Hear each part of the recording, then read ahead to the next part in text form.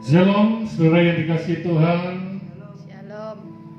Hari Minggu tanggal 3 Mei 2020, Tuhan masih memberikan kita kesempatan untuk kita boleh beribadah. Mari saudara sekalian yang dikasihi Tuhan, kita akan mempelajari, mendengarkan firman Tuhan yang saya beri tema ciri orang yang mengenal Tuhan.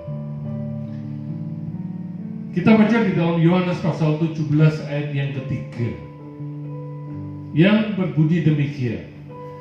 Inilah hidup yang kekal itu, yaitu bahwa mereka yang mengenal Engkau, satu-satunya Allah yang benar, dan mengenal Yesus Kristus yang telah Engkau utus. Saudara yang dikasihi Tuhan, firman Tuhan mengatakan bahwa kehidupan kekal tidaklah dimulai ketika kita meninggal dan masuk ke dalam surga. Akan tetapi dimulai ketika kita sungguh-sungguh mengenal Tuhan. Melalui firman ini kita dapat belajar bahwa mengenal Tuhan adalah sesuatu yang sangat penting di dalam kehidupan kita. Maka itu saya ingin kita semua menyelidiki diri kita masing-masing. Apakah kita sudah sungguh-sungguh mengenal Tuhan atau belum? Firman Tuhan ini bukan dimaksudkan untuk menghakimi diri kita, melainkan untuk mengingatkan diri kita. Berikut ada 3 ciri orang yang mengenal Tuhan. Bukan sekedar tahu, tetapi mengenal Tuhan dengan benar. Yang pertama, orang yang mengenal Tuhan akan menuruti perintah-perintahnya. Di dalam 1 Yohanes 2 ayat 3 dan 4 dikatakan, dan inilah tandanya bahwa kita mengenal Allah, yaitu jikalau kita menuruti perintah-perintahnya. Barang siapa berkata, aku mengenal dia, tetapi ia tidak menuruti perintahnya, ia adalah seorang pendusta, dan di dalamnya tidak ada kebenaran. Saudara yang dikasihi Tuhan, barang siapa mengenal Tuhan, ia pasti akan taat kepada perintah-perintah Tuhan. Namun kita tidak menuruti perintah-perintahnya karena takut dia marah, melainkan kita menuruti perintahnya karena kita mencintai dia.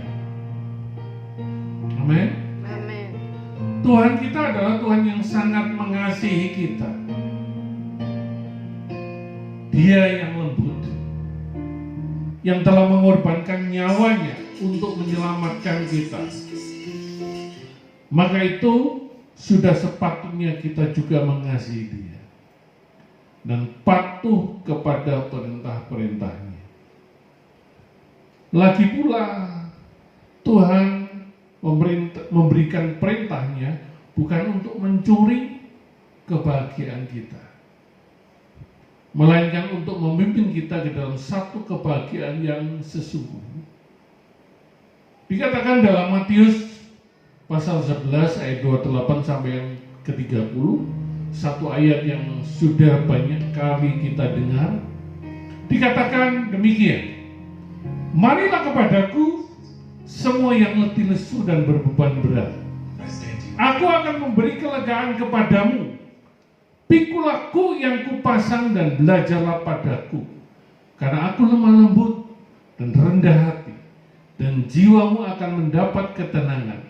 Sebab kuk yang kupasang itu enak dan bebanku pun ringan. Amin. Tuhan kita Tuhan yang sangat mengasihi kita. Dia tahu kemampuan kita, maka itu dia sangat menyayangi kita.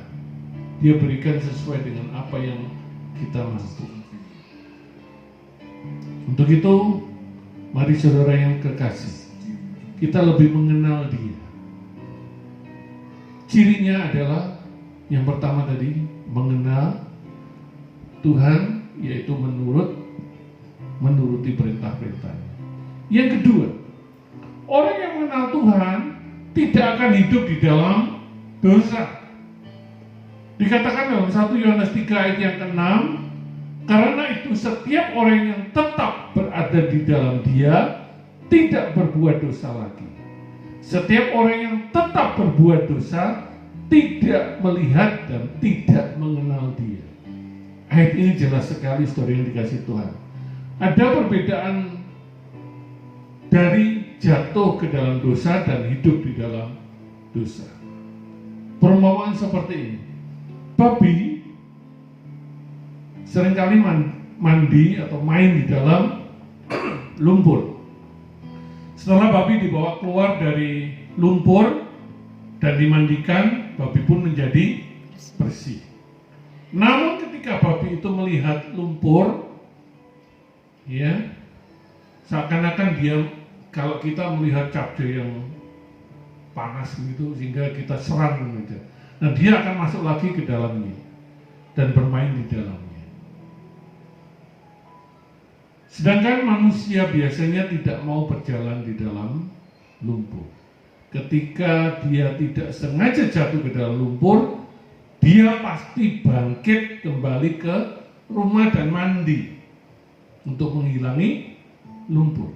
Setelah itu dia akan lebih berhati-hati agar tidak jatuh lagi ke dalam lumpur itu. Inilah perbedaan hidup di dalam dosa dengan jatuh ke dalam dosa.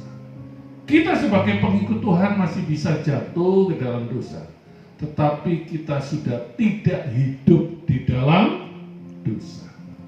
Yang kita cintai adalah kebenaran. Maka itu, saudara yang dikasihi Tuhan, kita pasti akan berjuang agar kita tidak jatuh ke dalam dosa lagi. Saudara yang dikasihi Tuhan, Tuhan senantiasa ingin kehidupan kita selalu kudus. Tuhan selalu menuntun memberikan kehidupan rohani kita lewat Roh Kudus untuk membimbing kita agar hidup kita selalu kudus. Yang ketiga, orang yang mengenal Tuhan akan hidup dengan memancarkan kasih. Hidup dengan memancarkan kasih.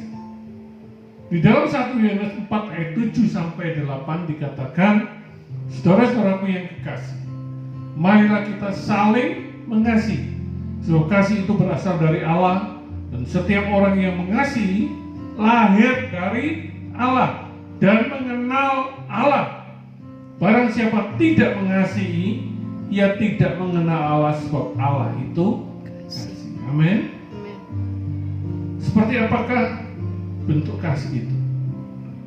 Definisi yang paling jelas dapat kita lihat di 1 Korintus 13 ayat 1 Korintus 13 ayat 4 sampai yang ke-8. Dikatakan kasih itu sabar, kasih itu murah hati, ia tidak cemburu, ia tidak memegahkan diri dan tidak sombong, ia tidak melakukan yang tidak sopan dan tidak mencari keuntungan sendiri, ia tidak pemarah dan tidak menyimpan kesalahan orang lain, ia tidak bersuka cita karena ketidakadilan, tetapi karena kebenaran ia menutupi segala sesuatu, percaya segala sesuatu, mengharapkan segala sesuatu, sabar menanggung segala sesuatu, kasih tidak berkesudahan, nubuat akan berakhir, bahasa roh akan berhenti, pengetahuan akan lenyap. Saudara yang dikasihi Tuhan, ayo kita coba selidiki diri kita masing-masing. Apakah kita sudah menjadi orang-orang yang sabar, yang murah hati, yang rendah hati, yang sopan, yang tidak mementingkan diri sendiri tetapi mementingkan kebutuhan orang lain juga? Seorang Kristen pasti tidak akan diam saja ketika dia tahu bahwa masih ada hal-hal yang tidak baik di dalam kehidupannya. Ia pasti akan terus berusaha untuk menjadi pribadi yang lebih baik. Seseorang yang sungguh-sungguh mengenal Tuhan pasti akan terus bertumbuh ke arah yang benar melalui hidupnya, pasti akan terpancar cahaya-cahaya kasih yang dapat memberkati orang-orang lain di sekitarnya. Jemaat GKPI yang dikasihi Tuhan Yesus,